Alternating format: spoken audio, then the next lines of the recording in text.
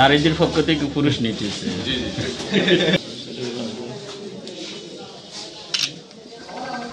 সেও আমাদের কাছে রোগী হিসেবে আসে, আবার ধরেন একদম কি বলবো মিনিস্টার লেভেলের যারা তারাও কিন্তু রোগী হয়ে আসে।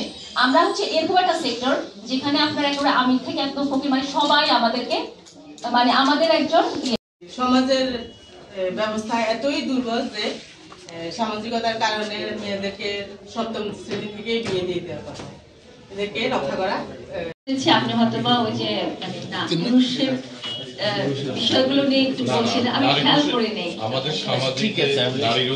একজন মেয়ে তখন রাখাই হয়েছিল যে যাতে 3 জন ফিমেল হয়ে গেলে আমরা ওই যে পূজার ঝামেলাগুলো মেটাতে পারবো না, পূজার সময় তো অনেক রকম সমস্যা।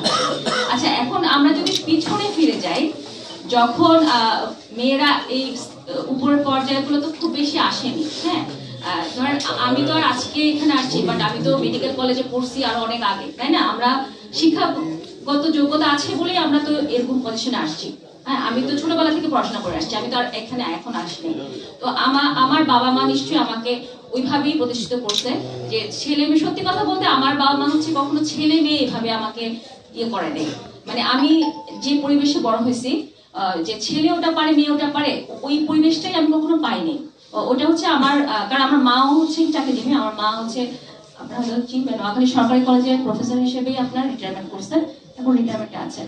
তো আমার মানে পরিবার থেকে আমি ওই জিনিসটা কখনো দেখিনি। কিন্তু যখন আমি চাকরির ক্ষেত্রে ঢুকি, আমি যখন মানে যেটা বলে না, মানুষ তো একটা গন্ডি বের হয়ে তারপর হচ্ছে গিয়ে পৃথিবীতে দেখে যে কি অবস্থা, তখন আমি হচ্ছে গিয়ে এইগুলো দেখছি। কারণ আমার পরিবারে হচ্ছে গিয়ে সব ফিমেলরাই ভালো ভালো জায়গায় আছে, বুঝতে পারছি। প্রশিক্ষণ দিয়েছি আমরা 30 জন নারীকে কর্মসংস্থানের জন্য। আমরা আমি এই বিষয়ে একটা কথা বলবো। আমরা শুধু একজন নারীকে যদি মনে করি শারীরিক নির্যাতন বা যৌন নির্যাতন, শুধু এই বিষয়ের উপর আমরা কিন্তু বিষয়টাকে সীমাবদ্ধ রাখবো না।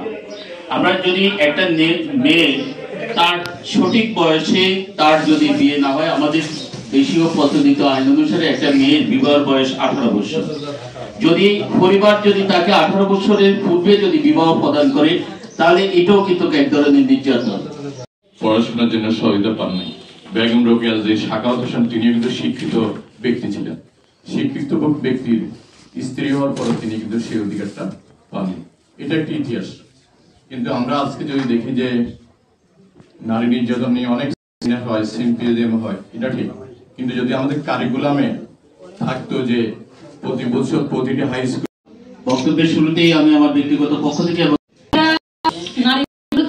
এবং বেগম রোকেয়া দিবস বেগম রোকেয়া অর্জন করেছেন আমাদের জন্য, আপনাদের জন্য যদি অর্জিত হয় সরকার থেকে,